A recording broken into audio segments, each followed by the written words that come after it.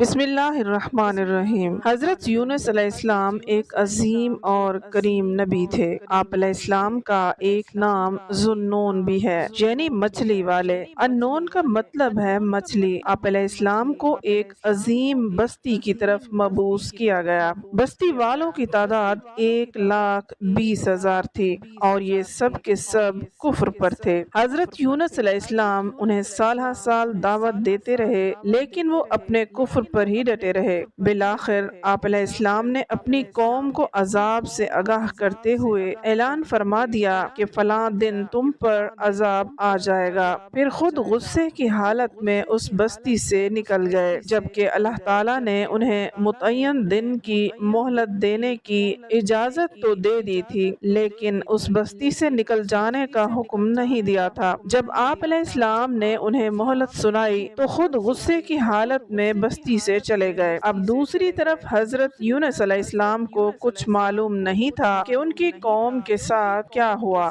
آپ علیہ السلام تو غصے کی حالت میں بستی سے نکل کر سمندر کی جانب روانہ ہو گئے۔ آپ علیہ السلام ایک کشتی کی طرف آئے، اس میں سواریاں اور ساز و سامان لگا ہوا تھا۔ اللہ تعالیٰ سورہ الصافات آیت نمبر 140 میں فرماتے ہیں، جب وہ بھاگ کر بھری کشتی پر پہنچے، کشتی روانہ ہوئی، موجیں اٹھی، سمندر میں طغیانی آئی، یوں لگتا تھا کہ بس ابھی غرق ہوئے۔ کہنے لگے بوجھ ہلکا کرو، اپنا ساز و سامان سمندر میں پھینک دو۔ چنانچہ انہوں نے اپنا ساز و سامان سمندر میں پھینکنا شروع کر دیا۔ اس طرح کشتی کچھ ہلکی ہو گئی، لیکن ضرورت کے مطابق ہلکی نہ ہو سکی۔ اب وہ کہنے لگے کسی کو سمندر میں گرانا ضروری ہے تاکہ کشتی مزید ہلکی ہو جائے، ورنہ یہ ڈوب جائے گی۔ جلدی کرو، قرآن ڈالو، جس کے نام کا قرآن نکلتا جائے گا اسے سمندر میں گراتے جاؤ اور بار بار یہ عمل دہراتے جاؤ یہاں تک کہ کشتی ہلکی ہو جائے۔ چنانچہ قرآن ڈالا گیا۔ سب سے پہلے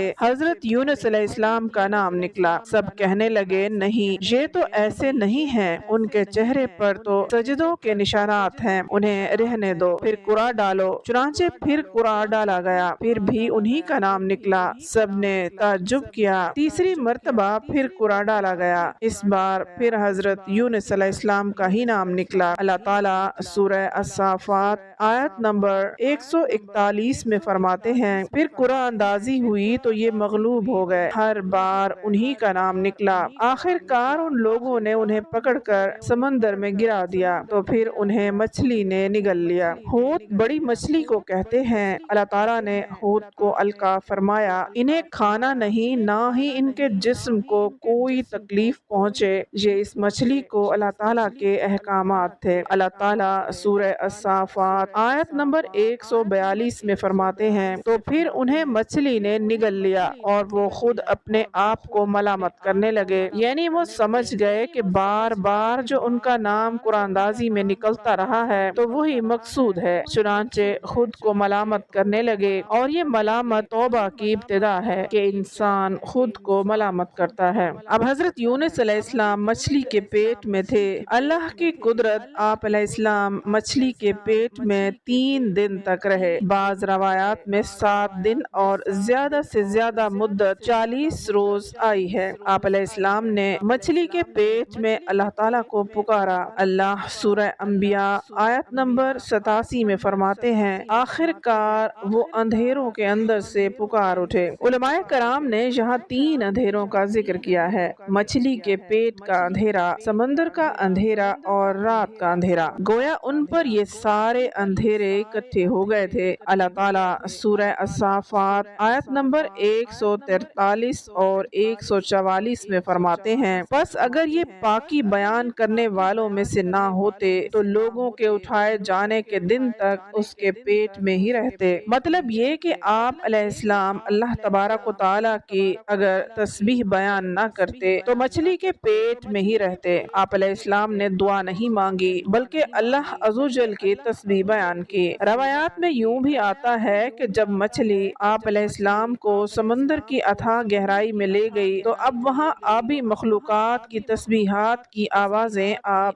علیہ السلام سننے لگے۔ گویا اللہ تعالیٰ نے انہیں القا فرمایا کہ آپ علیہ السلام بھی تسبیح کریں۔ اللہ تعالیٰ سورہ انبیاء آیت نمبر 87 میں فرماتے ہیں، بلاخر وہ اندھیروں کے اندر سے پکار اٹھا، الہی تیرے سوا کوئی معبود نہیں ہے، تو پاک ہے، بے شک میں ظالموں میں ہو گیا۔ اسی دعا کے بعد اللہ تعالیٰ نے حضرت یونس علیہ السلام کو اس پریشانی سے نجات عطا فرمائی۔ اللہ تعالیٰ سورہ انبیاء آیت نمبر 88 میں فرماتے ہیں، تو ہم نے اس کی پکار سن لی اور اسے غم سے نجات دے دی، اور ہم ایمان والوں کو اسی طرح بچا لیا کرتے ہیں۔ ایک قول کے مطابق تقریباً 40 روز آپ علیہ السلام کی شب و روز یہی دعا رہی۔ اس مدت کے ختم ہونے پر اللہ تعالیٰ نے آپ علیہ السلام کی دعا کو قبولیت بخشی۔ مچھلی ساحل پر پہنچی، انہیں کنارے پر ڈالا اور واپس چلی گئی۔ اس بات کو اللہ تعالیٰ نے سورہ الصافات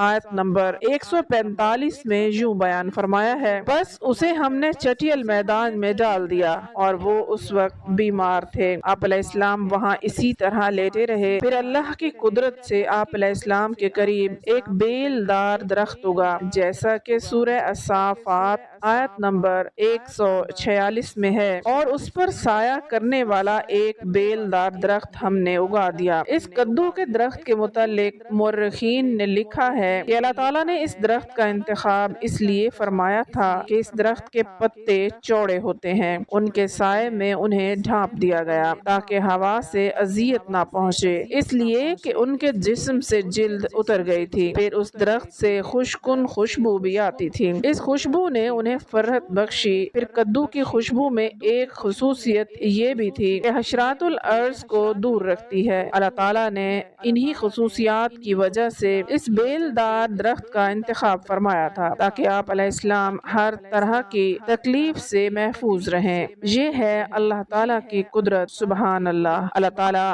ہم سب مسلمانوں کو اپنے حفظ و امان میں رکھے، آمین۔